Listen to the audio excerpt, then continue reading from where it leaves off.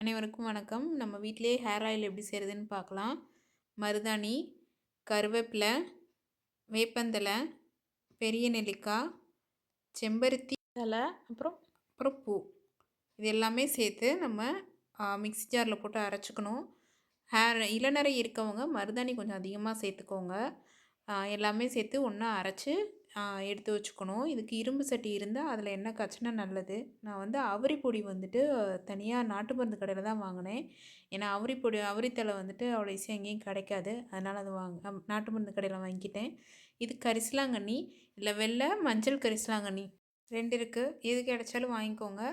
கீரைகள் கடையில் வந்துட்டு சொல்லி வச்சிங்கன்னா வாங்கிக்கலாம். எப்போவுமே அவைலபிளாக இருக்காது. அதனால் நாங்கள் வந்துட்டு கிடைக்கும்போது ஒரு கட்டு மாதிரி வாங்கி அரைச்சி நிழலில் காய வச்சு, வீட்டிலேயே நிழலில் லைட்டாக வெயில் ஷேடு படுற இடத்துல வைக்கணும். இல்லைன்னா ஃபங்கஸ் வைக்கும். காய வச்சு எடுத்து வச்சுருக்கேன். கரிசலாங்கண்ணி மட்டும் இல்லை, நம்ம இந்த மாதிரி எண்ணெய் காய்ச்சறதுக்கு தேவையான பொருள் எல்லாமே அப்போவே அரைச்சி அப்படியே எண்ணெயில் போட்டு காய விட்டும் எண்ணெய் செய்யலாம். அப்படி இல்லைன்னா இந்த மாதிரி காய வச்சு வடை மாதிரி தட்டி காய வச்சு எடுத்து ஸ்டோர் பண்ணியும் நம்ம வந்து எண்ணெயில் போட்டு காய்ச்சி எடுக்கலாம். அந்த மாதிரி நம்ம காய வச்சு எடுக்கிறதுமே எண்ணெயில் அப்படியே எல்லாத்தையும் கட் பண்ணி போட்டுட்டு இதே ப்ராசஸ் தான். கொதிக்க விட்டு ஒரு ஸ்டேஜில் ஆஃப் பண்ணிட்டோம்னா எண்ணெய் வந்து கெடாது. ஈவன் இந்த மாதிரி நம்ம வெயிலில் வச்சு காய வச்சு எடுக்கிறத அப்படியே கூட நம்ம எண்ணெயில் போட்டு கூட யூஸ் பண்ணலாம். காஞ்ச பொருட்களாக நம்ம நாட்டு மருந்து கடையில் வாங்குவோம் இல்லையா, அதே மாதிரி தான் அது வந்து அரைச்சி காய வச்சு அதை வந்து அப்பப்போ எண்ணெயில் போட்டு அப்படியே கூட யூஸ் பண்ணலாம். எண்ணெயை கொதிக்க விடாமல் கூட யூஸ் பண்ணலாம். இப்போ நான் எல்லாத்தையும் அரைச்சி எண்ணெயில் போட்டு கொதிக்க விட்ருக்கேன். எல்லாமே சேர்த்த பிறகு சிம்லேயே வச்சு ஒரு கரண்டி வச்சு கிண்டி விடுங்க.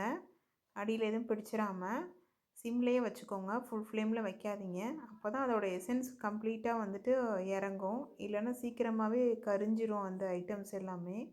நல்லா சிம்லேயே வச்சுட்டு கொதிக்க விடுங்க. இந்த மாதிரி கொதி அடங்கின ஸ்டேஜில் வெந்தயத்தை ஓவர் நைட் ஊற வச்சுட்டு, அதாவது நீங்கள் இன்றைக்கி எண்ணெய் காய்ச்சிட்டிங்கன்னா முன்னாடியே வெந்தயத்தை ஓவர் நைட் ஊற வச்சுட்டு, இல்லை ஒரு 1 or 2 ஹவர்ஸ்னாலும் ஊற வச்சுட்டு கம்ப்ளீட்டாக தண்ணியை வடிச்சிட்டு நல்லா துணியில் போட்டு துடைச்சிட்டு ட்ரை ஆக்கிட்டு வெந்தயத்தை வந்து எண்ணெயில் சேர்த்துக்கோங்க.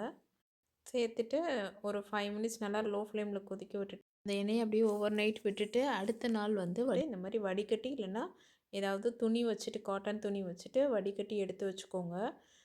எடுத்துட்டு இந்த மாதிரி அந்த பாட்டிலில் வந்துட்டு வேம்பாலம் பட்டை வந்துட்டு கொஞ்சம் சேர்த்துக்கோங்க. அது அப்படியே அந்த பாட்டிலோடையே இருக்கட்டும்.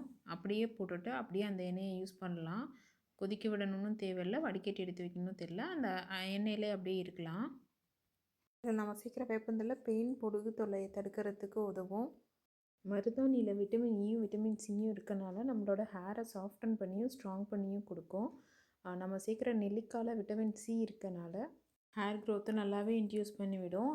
அதோட இளநரையையும் தடுத்து கொடுக்கும். நம்ம சேர்க்குற மருதாணி, கருவேப்பிலை, நெல்லிக்காய், செம்பருத்தி எல்லாமே வந்து இளநரையை தடுக்கிறதுக்கும் ஹேரை ஸ்ட்ராங் ஆகிறதுக்கும் ரொம்பவே உதவுது. இது மாதிரி வீட்டிலையே ரெடி பண்ணுற தேங்காய் எண்ணெய்னால ஹேர் லாஸும் குறையும். உங்களுக்கு ஸ்கின்னுக்கும் எந்த அலர்ஜியும் வராது. நீங்கள் ட்ரை பண்ணி பாருங்கள். தேங்க்யூ. பாய்.